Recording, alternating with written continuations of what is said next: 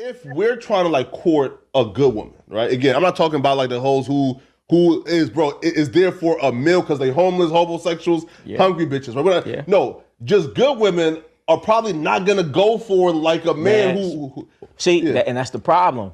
See, that's the problem. The rhetoric you're saying right now. A lot of dudes right now feel the same way. They're like, oh, he full of shit. What women is going for that? Plenty. The girl of your dreams is coming in my DMs talking like that. But guess what? It's not just because of who I am. I was getting this before I looked like this, before I had money. When I had a 2-door Mitsubishi with a rusted light I had to hit before it came on. I was 3 deep with three bras in the back. It's because I still talked like this and acted like this that I attracted those women. But you don't even give a woman a chance to treat you like that if you already got the mindset, oh, she ain't going for it. Of course she ain't gonna go for it because you ain't even gonna ask for it because you don't even think she gonna do it for you. Yeah. What if you started asking women?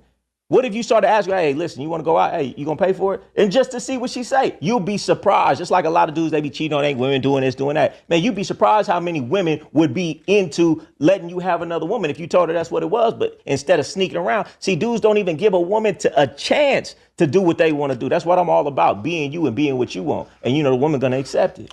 No, listen, I definitely like understand, like, for example, right, like you like have a girlfriend and, and you ask her to pay.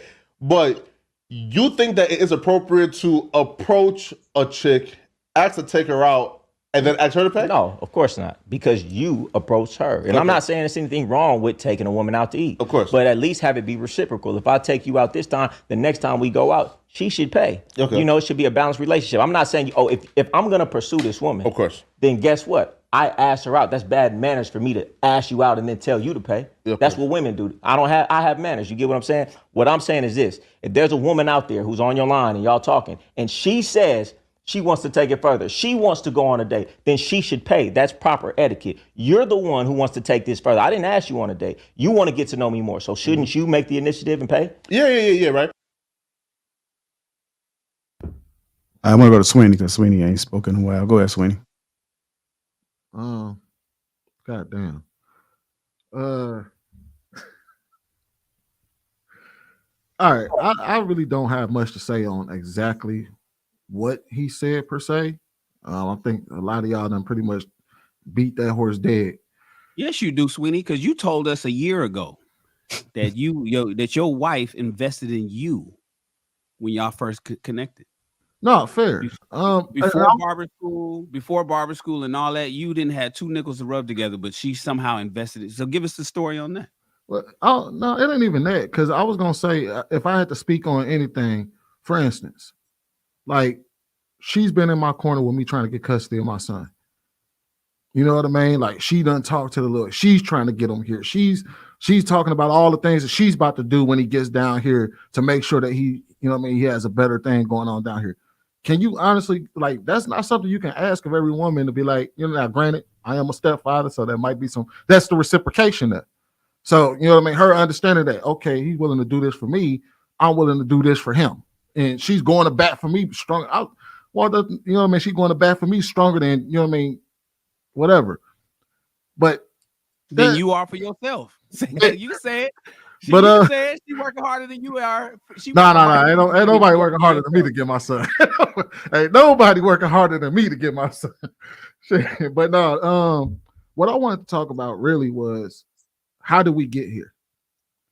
How did we get to a point where men are this devalued?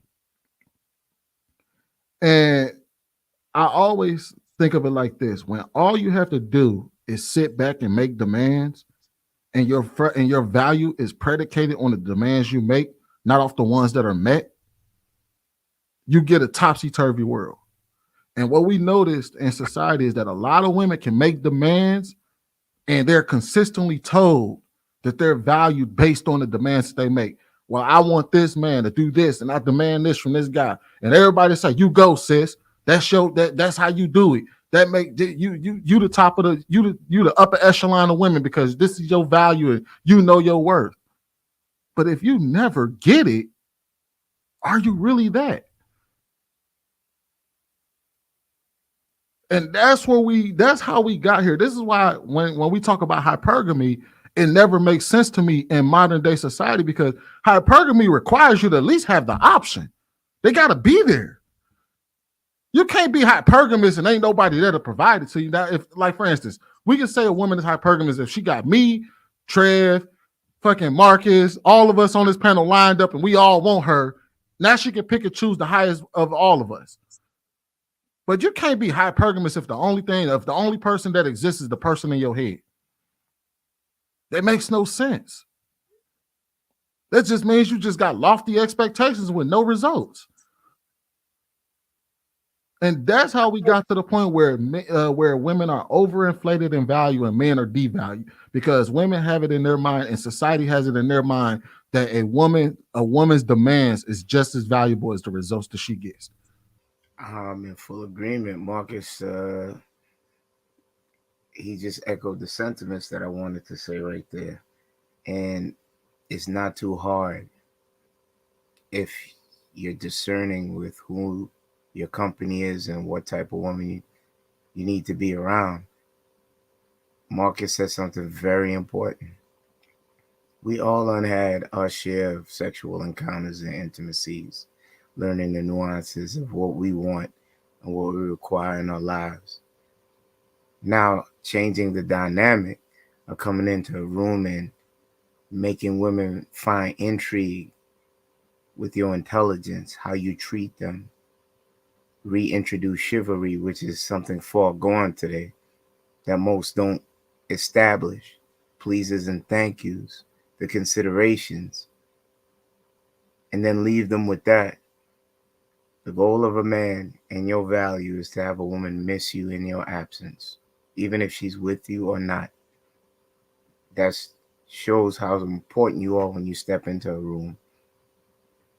And I'll leave it there. Listen, a woman's purpose is her man. Period. Stop. That's the sentence.